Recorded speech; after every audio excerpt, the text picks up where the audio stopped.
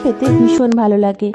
আর সেটা যদি একেবারে বাটা মশলায় তৈরি করা হয় তখন তো এই মাংসের স্বাদ যেন আরও দ্বিগুণ পরিমাণে বেড়ে যায়। এটাকে আমি খাসির মাংসই বলছি, কারণ এটা আমি একেবারে ঘরোয়া পদ্ধতিতেই তৈরি করেছিলাম। আর একেবারে খাস বাংলা কথায় খাসির মাংস না বললে হয়। তো এই মাংসটা তৈরি করার জন্য সবার প্রথমে 1 কেজি পরিমাণে মাংসকে ছোট ছোট করে পিস করে ভালো করে ধুয়ে জল ঝরিয়ে নিয়েছিলাম। তারপরে ওই মাংসর মধ্যে একে একে স্বাদ মতো লবণ, পরিমাণ মতো হলুদ গুঁড়ো, কাঁচা সর্ষের তেল, তেজপাতা আর কয়েকটা শুকনো লঙ্কা আমি বোটা ছাড়িয়ে ওর মধ্যে দিয়েছিলাম। যে কোনো মাংসতে শুকনো লঙ্কা দিলে রান্নার পরে শুকনো লঙ্কা থেকে যে তেলটা বেরায় সেটা ভাতের সাথে মাখিয়ে খেতে কিন্তু ভীষণ ভালো লাগে।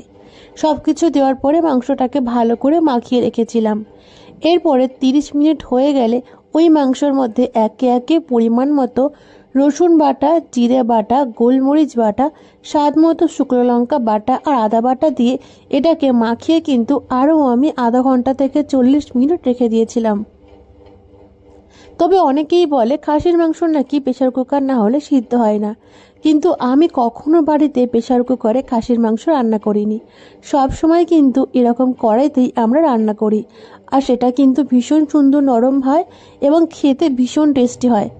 তারপর কড়াইতে পরিমাণ মতো সর্ষের তেল দিয়ে তেলটা গরম করে নিয়ে ডুমো ডুমো করে কেটে রাখা মাংসের আলুটা তার মধ্যে ছেড়ে দিয়ে স্বাদ মতো লবণ আর পরিমাণ মতো হলুদ করে দিয়ে আলুগুলোকে খুব ভালো করে ভেজে নিয়েছিলাম। আলুটা কিন্তু ভালো করে ভেজে এখানে আমি তুলে নিয়েছি। এরপর কড়াইতে আর অল্প পরিমাণে তেল দিয়ে তেলটাকে গরম করে নিয়ে তার মধ্যে গোটা গরম মশলা ফোড়ন দিয়েছিলাম। মাংসেতে কিন্তু একেবারেই পরিমাণ মতো তেলটা দিতে হবে। যদি কষানোর সময় তেলটা দেওয়া হয় সেক্ষেত্রে তেলের একটা কাঁচা গন্ধ কিন্তু বেরোতে পারে। তারপর এর মধ্যে পরিমাণ মতো পেঁয়াজ কুচি দিয়েছিলাম। পেঁয়াজটা কিন্তু তোমরা চাইলে বেটেও দিতে পারো, কিন্তু মাংসে অনেক সময় কি হয়, মাংসে বাটা পেঁয়াজ দিলে মাংস থেকে অনেকটা পরিমাণে জল বের হয়।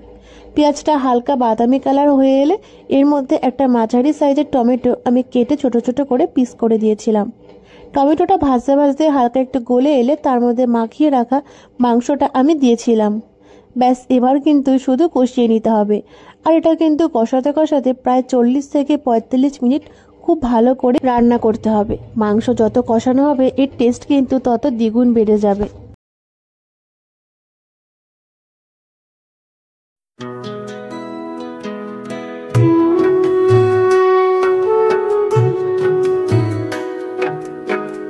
এরপর একটা ঢাকনা দিয়ে ঢেকে দিতে হবে।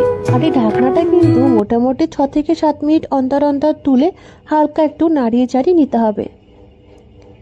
যে কোনো মাংস খুব ভালো করে কষালে কিন্তু এই মাংসের টেস্ট আরও সুন্দর হয়।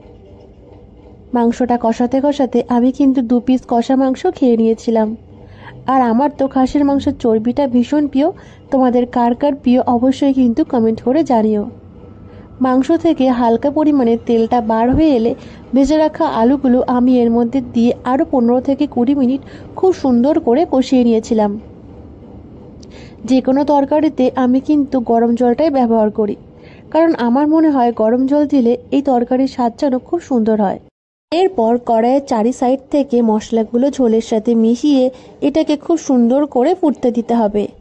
কারণ আমি আগেই তোমাদের বলেছি এই মাটনের রেসিপিটা আমি কিন্তু একেবারে বিনা প্রেসার কুকারে রান্না করব।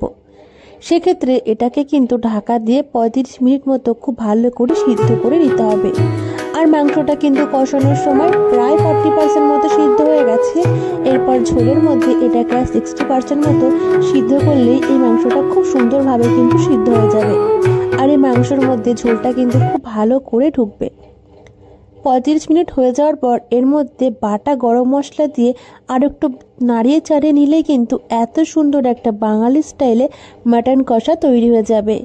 এবার এটা কিন্তু ফ্রাইড রাইস, পোলাও, ভাত, রুটি সব কিছুর সাথে খেতে ভীষণ ভালো লাগবে। আর তোমরা কারা কারা মটন খেতে ভালোবাসো অবশ্যই কিন্তু এই ভিডিওটায় জানিও। রেসিপিটা তৈরি করে আমাকে অবশ্যই জানিও তোমাদের কাছে এই রেসিপিটা খেতে কেমন লাগলো। আর ভিডিওটা ভালো লাগলে একটা লাইক করে দিও, চ্যানেলটাকে